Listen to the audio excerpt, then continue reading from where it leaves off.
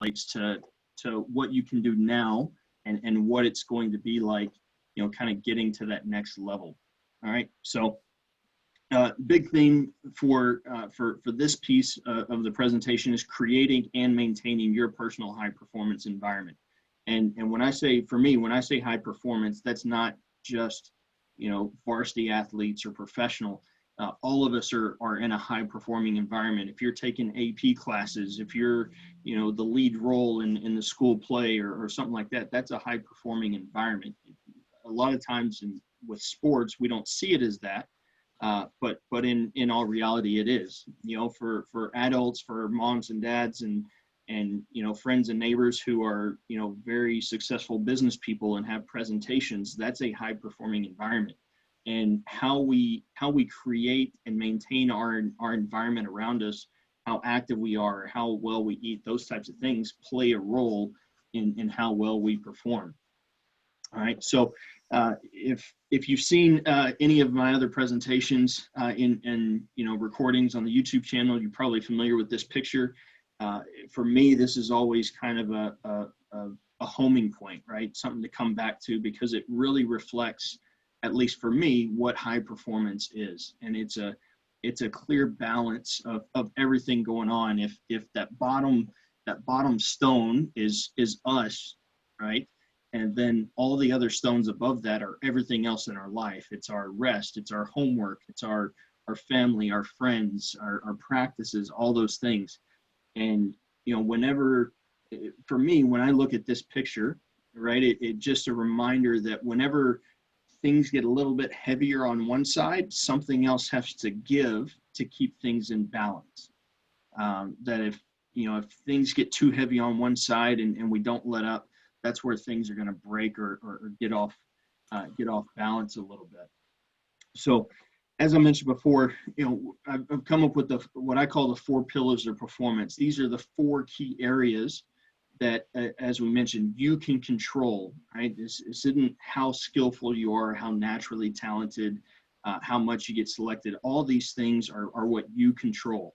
And within each of these pillars are different habits that support our ability, our wellness, our health, and our ability to perform. So what we'll do, we'll go through each one a little bit, and I'll just give you a few tips and kind of suggestions on each one. So pillar number 1 is our wellness, right? Again, I talked about how well we take care of ourselves, and that's going to dictate how alert we are in class, how well we present, how clearly we can think and focus for that paper, that exam.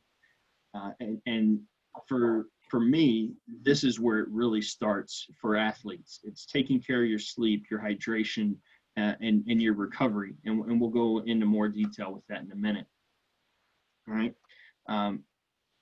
So with your sleep, right? A couple of key things. Sleep. A lot of professionals, a lot of experts say that sleep is the best performance enhancing drug, and I say that in quotes because it's not really something you take, but it's the number 1 performance enhancement for any athlete or any individual. Right? There's been a number of studies that have shown that improved sleep results in improved performance, and conversely, decreased sleep results in decreased performance, or even worse, an increased risk of injury. Right? So sleep is always top of the list. I always say with sleep, it's quality over quantity. Right? You can lay in bed for 10 hours, but if you're tossing and turning and you wake up for 20 minutes here and you have a hard time falling, that's not really good quality sleep.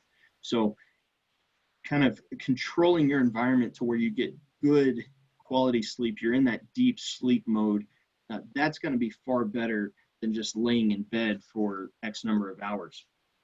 All right. And then what's your routine? We talked about manufacturing your sleep, and there's things that you can do to kind of promote your sleep and promote better quality sleep. Staying off of your technology before you go to bed, setting a good temperature, right? Not having lights on. Don't keep the TV on or your computer on. Setting your phone far away so you're not disrupted by alerts and notifications throughout the night. those are things that can kind of lead to a good sleep environment, right? And then also make sure that you're recharging. Use naps if and when possible. Even short naps of say, 8 to 10 minutes have been proven to bring benefit.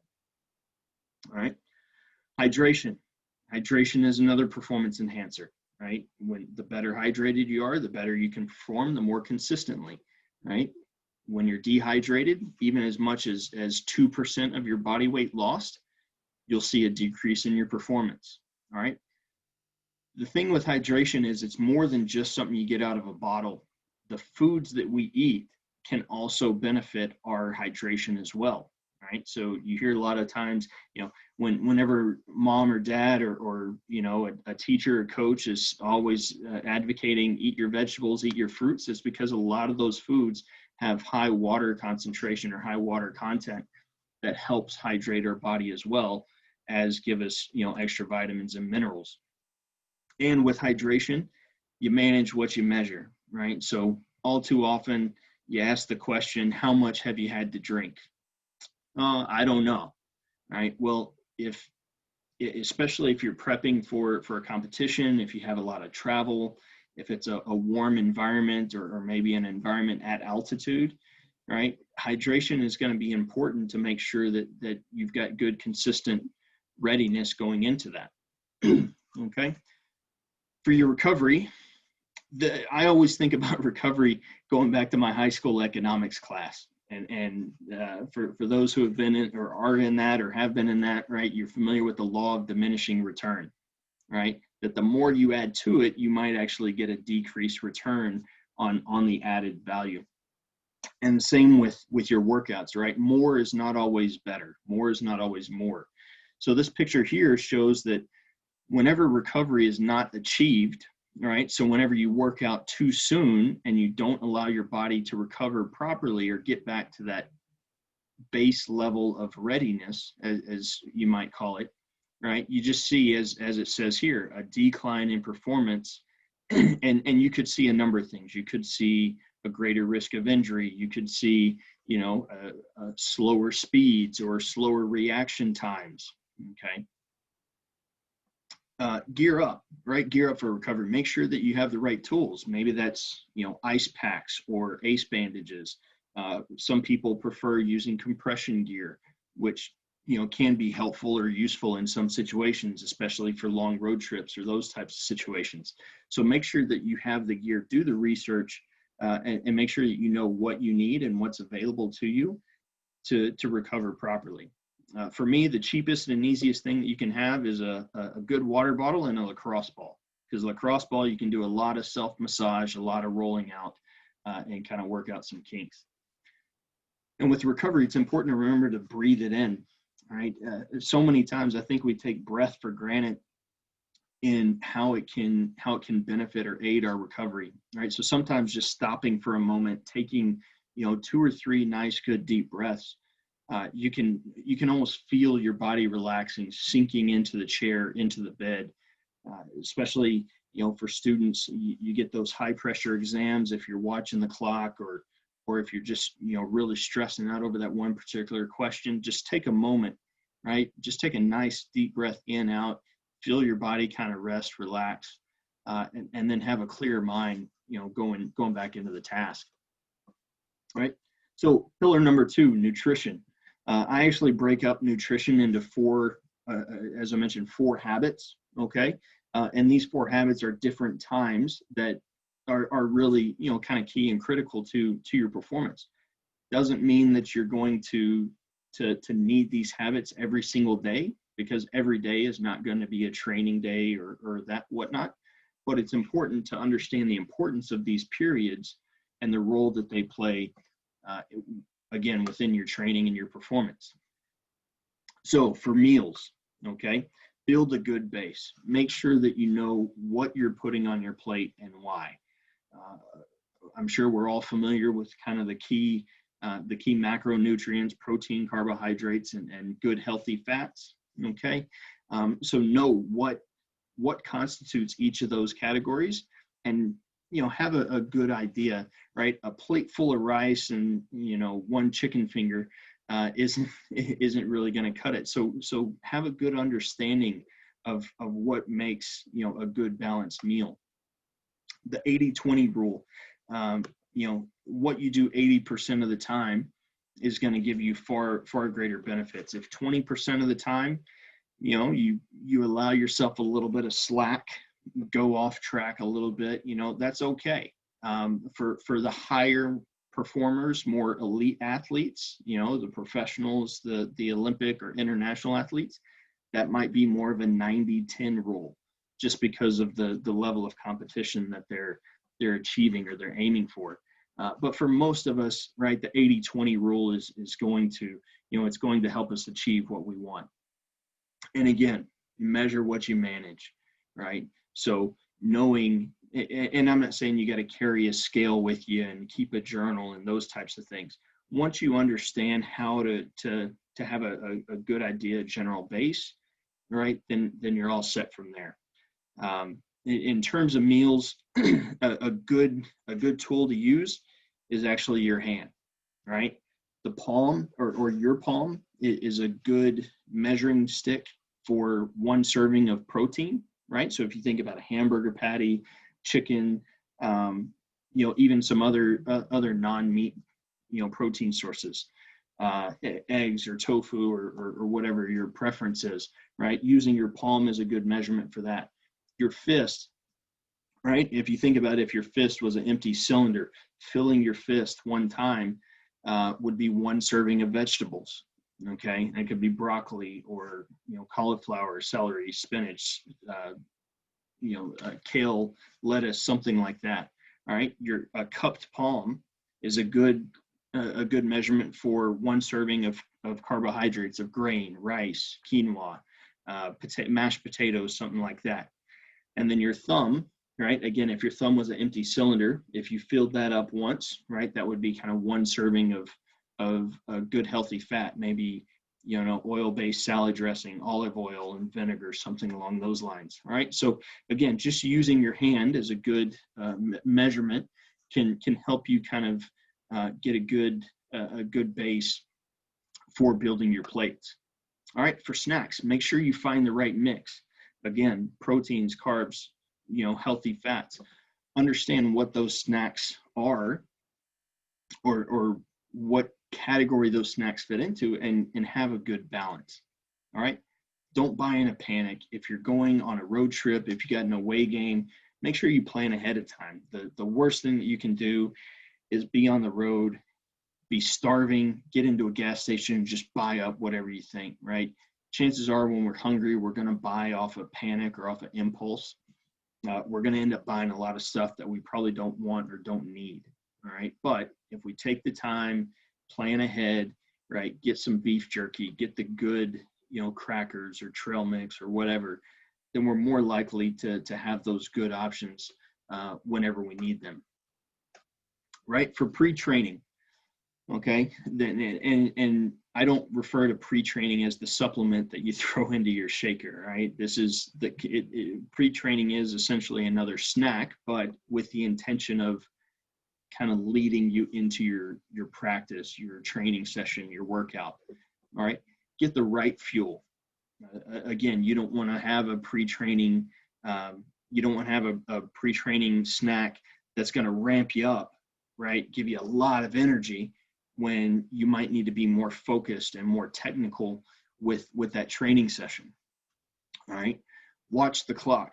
Make sure that a lot of pre-training snacks, you know, it takes about 20 to 15, 20, maybe 30 minutes to fully digest. So the last thing you want to do is scarf it down, step onto the field, and now you've got this, you know, this snack kind of rumbling around in your stomach, and you start feeling sick and nauseous, right? Understand and know how much time you need in order for whatever that snack is to kind of settle and give you a good, calm feeling going into practice.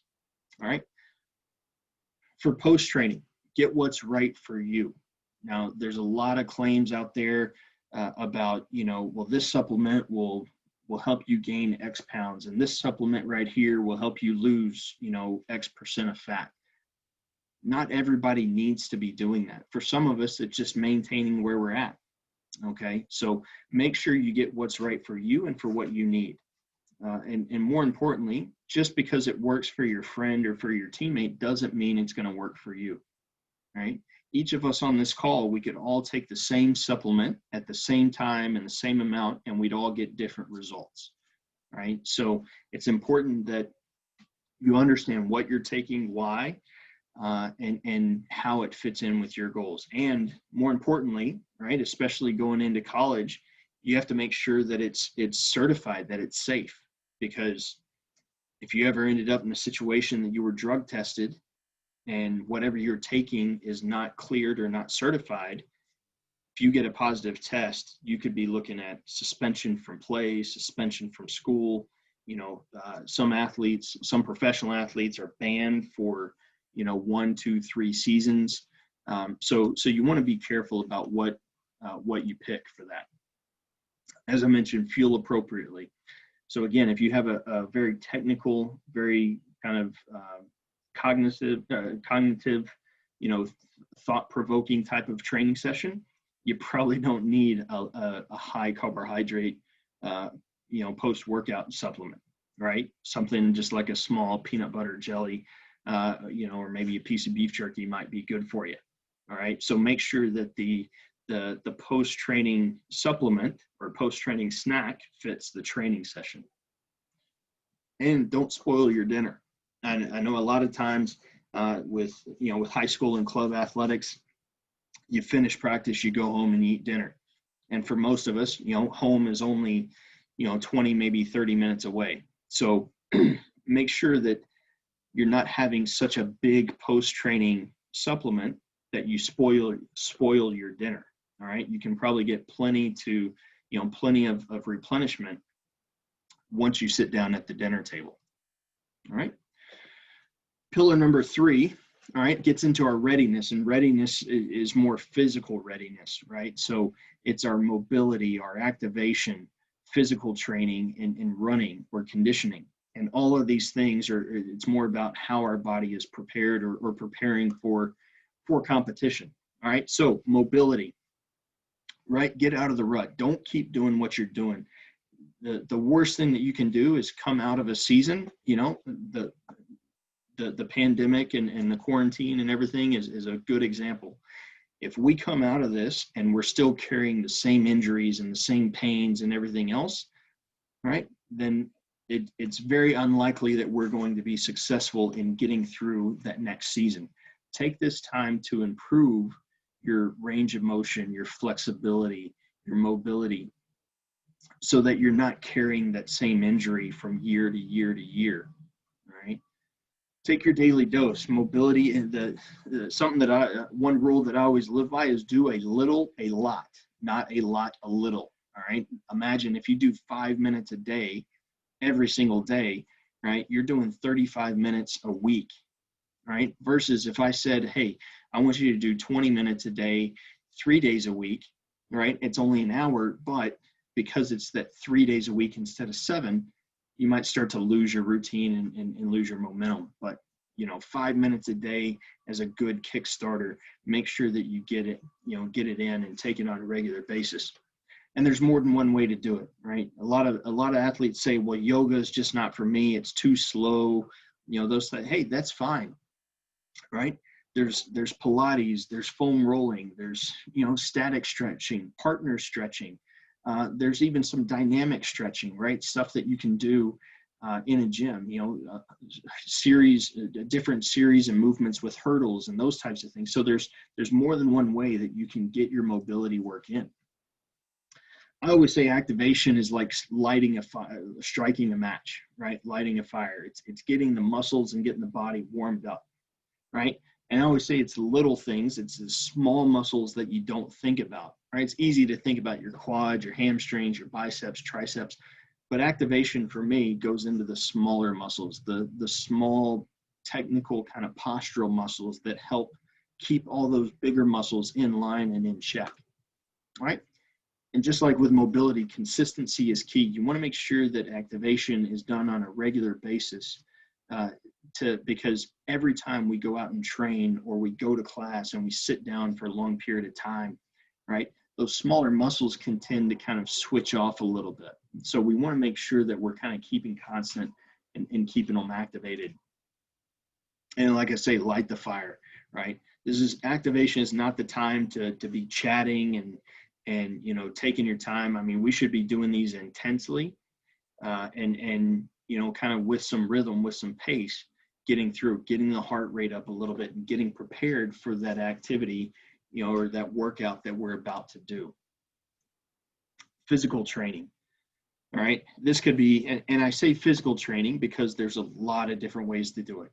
It's not always in the weight room. In fact, there's a lot of athletes who don't have access to weight rooms, especially right now.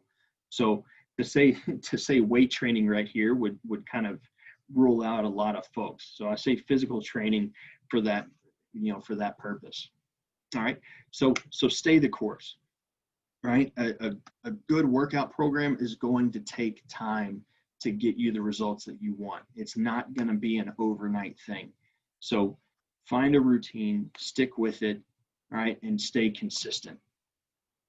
Don't try and fit a square peg into a round hole. Fit a square peg into a square hole, right? Just like we said with our supplements. If what you see, you know, hey, I saw this professional doing it, or I saw, you know, my friend at this school doing this workout. Well, that's great. And that's what's needed for them. But you might be at a different level of training. Maybe you're a little bit above or a little bit behind them, right? Maybe you don't have as much experience. So make sure that the workout fits you and your ability and your goals. All right. And like I said, know thyself, know yourself. More importantly, know what you're capable of, what you need, and how your training session fits with what you're going after. With running and conditioning, all right, it's always important to, just like with a car, right, check your alignment. Make sure that your technique is in good stride, okay? If something's out of aligned, right, that's just like with your car. If your wheels are out of alignment, you're going to have all kinds of issues with your brakes and with your steering and your tires and all those things. Well, same with your body. If your running technique is out of alignment, then you're going to be having ankle issues and lower back issues and knee issues and all those things. So getting your running alignment checked and tightened up can help, you know, stay healthier and avoid some issues down the road, right? Know your limits. One of the things that, you know, I hear athletes all the time say, well, I'm going out, I run 10 miles 3 times a week. It's like, all right, well, what sport do you play? Well, I play football. All right, well, last time I checked, football players don't run, you know, 10 miles within a game, much less, you know, 2 games. So make sure that the running workout that you're doing fits kind of the sport that you're preparing for. All right, if you're preparing for a 5K or a 10K, hey, great, go on long runs. But if you're a team sport athlete, right, or even, you know, especially track athletes, make sure that the distance and the speeds that you're working at fit what you're aiming for. And mind your volume, all right? I use the example of the 10-mile run, right? Again, don't overtrain yourself for what it is that you're trying to compete in. And the last pillar is mindset, okay? And that's the habit with that is the mental game, all right? This is where a lot of athletes really miss out and you know, kind of miss the mark. So it's important to make sure that you give your mind the same recovery as your body, all right? And it's becoming more and more difficult these days with, you know, who knows how many apps and notifications and alarms and alerts and all those things. It's easy to have constant stimulation, constant alertness, you know, with everything around us, computers, phones, you know, cameras, all those things. So make sure that we take time to just take a mental break, right? Mental conditioning as well. There's some fun games that you can do to focus, to practice your mental focus and your mental conditioning, right? There's different phrases and kind of terminology that you can use to help yourself through those mentally challenging situations. And then trust the process, just like we said with your workout program, all right? you have to set a plan and then stick to it and trust it, right? To wake up every day and say, well, I didn't like that yesterday, I'm going to do this today, right? Constantly changing is going to, you never stay on the same path, and you're never going to get the true result that you're aiming to, because you keep kind of changing the target. Okay, so make sure that you trust the process, set a good routine, right, and stay true to it. All right, so that's it for mine. I appreciate you listening in for this piece of the presentation. If you do have any questions, feel free to connect with me, with Universal Sports, Facebook, Instagram, Twitter. Send me an email if you want. I do recommend checking out the YouTube channel. We've got over 200 videos on there of exercise demonstrations, small informational tips. We call them it's our 90 seconds of knowledge series, to where it's just short 90-second clips on different topics or exercise technique. We have some longer discussions, team huddles, and then of course some other presentations. Or if you want, you can sign up for our newsletter. It goes out 3 times a week, or kilograms to kilometers. We cover everything from from the field to the bedtime. And each week we highlight one of those 12 high performance habits. So you can check that out there. But that's it for me. All right. So if anyone has any questions,